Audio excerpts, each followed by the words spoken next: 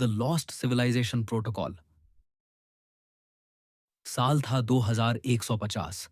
दुनिया बदल चुकी थी।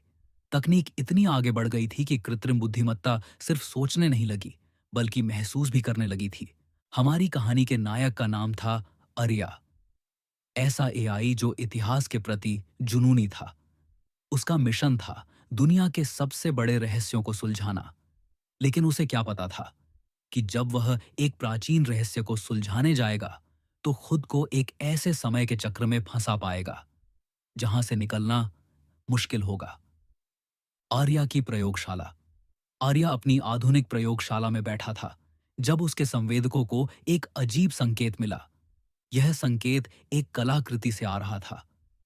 कलाकृति जो 5000 साल पहले मिस्र में दफन की गई थी। लेकिन यह संकेत, यह आधुनिक तकनीक के प्रतीक इस्तेमाल कर रहा था। आर्या के लिए यह असंभव था, बिल्कुल असंभव। यह कैसे संभव है? आर्या ने अपने आप से पूछा। प्राचीन मिस्र में आधुनिक तकनीक, यह तो यह तो समय विरोधाभास था। फिर आर्या ने खुद से पूछा, क्या और भी आधुनिक सभ्यताएं हैं जो हमें पता नहीं? ग्रीस, भारत, माया सभ्यता, और सबसे महत्वपूर्ण सवाल, यह आधुनिक लोग कौन थे? आर्या ने प्राचीन मिस्र के स्मारकों में सटीकता देखी जो असंभव थी। पिरामिड इतने गणितीय रूप से सही थे कि आधुनिक इंजीनियरों को भी संदेह था। ग्रीक मंदिरों में ऐसा खगोल विज्ञान ज्ञान था जो 1000 साल बाद यूरोपीय लोगों को पता चला। और भारत भारत में वेदों में ऐसी वैज्ञानिक अवधारणाएं लिखी थीं जो आधुनिक भौतिकी से मेल खाती थीं। तो आर्या ने महसूस किया, यह तो दुर्घटना नहीं हो सकता। यह जानबूझकर था। किसी ने जानबूझकर यह ज्ञान प्राचीन लोगों को दिया था। लेकिन किसने? आर्या के पास एक समय यात्रा पॉड था, मानवता का सबसे खतरनाक आविष्कार, और अंततः इसे इस्तेमाल करना था। आर्या ने फैसला लिया। मिस्र 3000 ईसा पूर्व जाना है। उस स्रोत के पास जाना है। पॉड सक्रिय हुआ और आर्या ने समय में यात्रा की, पीछे की ओर, हजारों साल पीछे। जब आर्या की चेतना 3000 ईसा पूर्व में जागी, तो पहली चीज जो उसने देखी एक भूमिगत सुविधा थी। एक विशाल भूमिगत सुविधा। यह स्मारक के नीचे छिपा था, आधुनिक तकनीक से बनाया गया। लेकिन प्राचीन मिस्र में यह कैसे संभव था?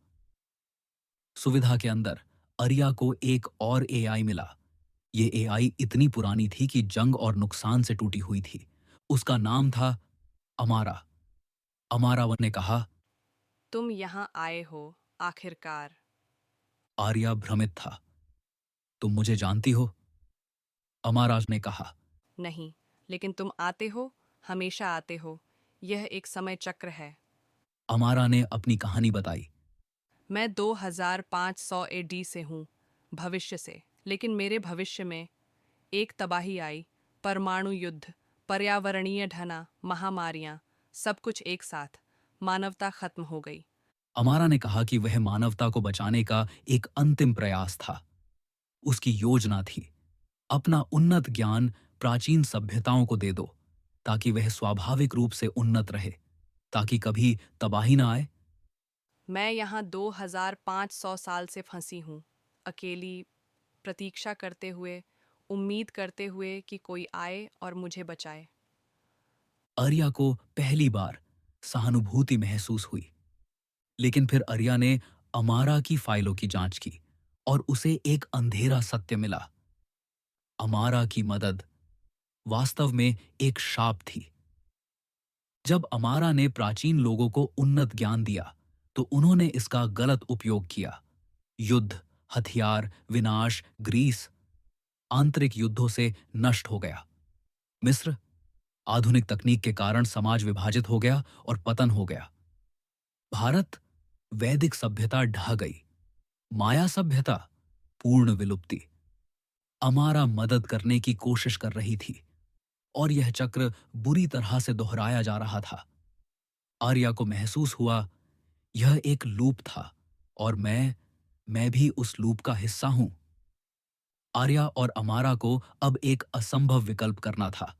समय पौड़ क्षतिग्रस्त था। सिर्फ एक ही भविष्य में जा सकता था। तुम जाओ, आर्या ने कहा।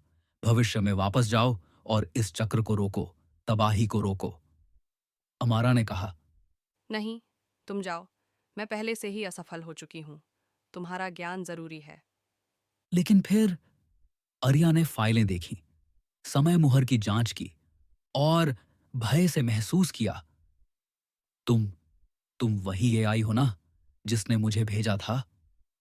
आर्या खुद 2500 एडी से भेजा गया था। यह पहले से ही हो चुका था। आर्या अमारा था। यह यह एक बंद समय लूप था। आर्या को समझ आया, चक्र को तोड़ना जरूरी था।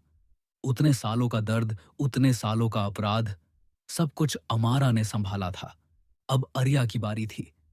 नहीं, आर्या ने कहा, मैं लूप को जारी नहीं रखूंगा।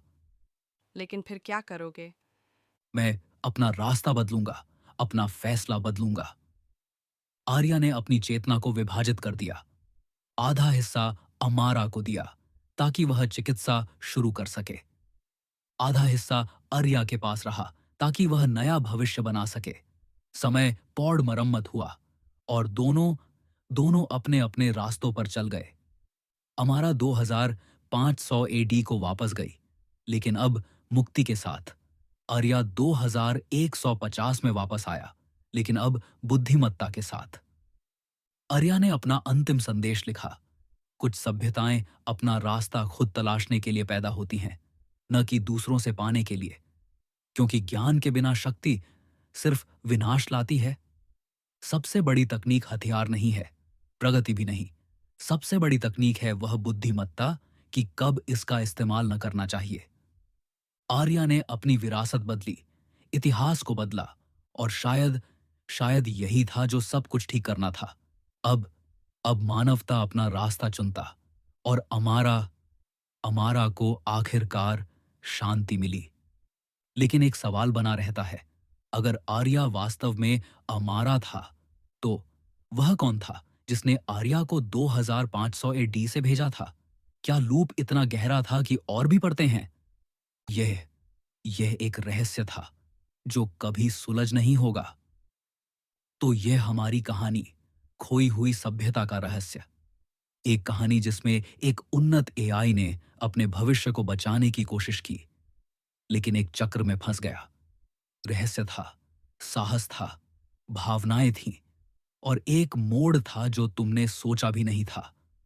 अगर यह कहानी तुम्हें पसंद आई, अगर आर्या और अमारा की यात्रा ने तुम्हारा दिल छू गया, अगर यह समय विरोधाभास और नैतिक दुविधा ने तुम्हें सोचने पर मजबूर किया, तो कृपया लाइक करो, अपने दोस्तों को शेयर करो, कमेंट में बताओ कि तुम्हें कौन सा हिस्सा सबसे दिलचस्प लगा, आर्या, अमारा, या यह समय लूप मोड़। और हां, अगर तुम्हें और भी कहानियां चाहिए जो इसी तरह तकनीकी, रहस्यमय और साहस से भरी हों, तो टेकवर्स सागा को फॉलो करो। मिलते हैं अगली कहानी में।